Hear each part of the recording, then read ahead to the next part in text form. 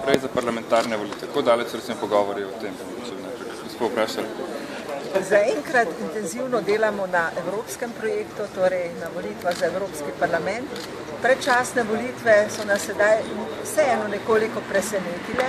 Lahko pa rečem, da na tem evropskem projektu zelo dobro sodelujemo, imamo skupno volilno kampanjo in zagotovo so to dobri obeti tudi za prihodno sodelovanje.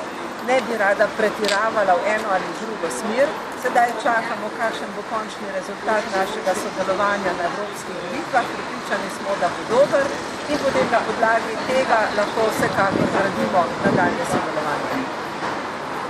4 mesece nazaj so organi stranke prvič pozdravili to najino idejo.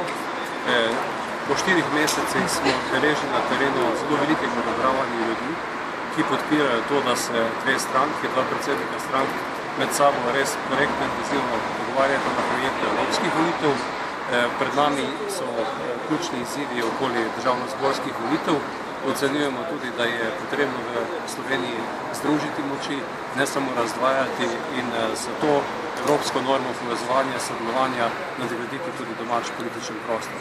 Zagotovo bo potrebno pa te korake dobro premisliti, je pa ta izziv, ki je pred nami, takšen izziv, za katerega verjamem, da bomo najdli primerno obliko sodelovanja tudi za parlamentarne volitve. Imate prav tako že romantično zgodovino razhajanja, združevanja? Dosti romantike v zgodovini ni bilo, upam, da je bo več v prihodnosti. Kako močna je enotnost v stranki glede tega, ne? Recimo pri obeh, no? Predvsem pri vas se zdi, da je ta Hojsov, kaj ne rečem, lobby zelo močen, ki se bolj približuje SDS-u.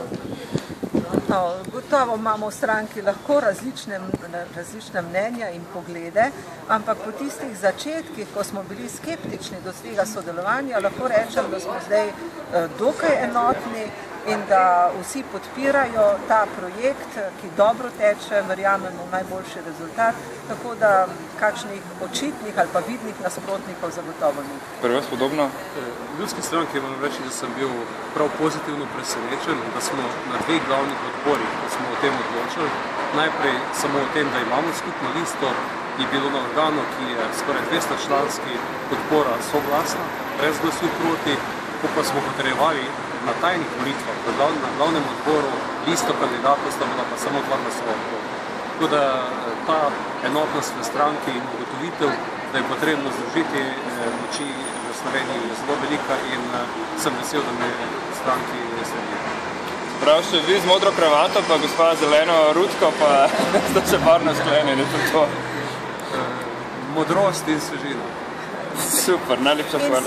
In srednja pot, ki je v Sloveniji potrebna, pot vključevanja, sodelovanja, iskanja odgovorov za prihodnost. In to midva predstavljava in stranki Nova Slovenija in Slovenska ljudska stranka. Super, najlepša hvala.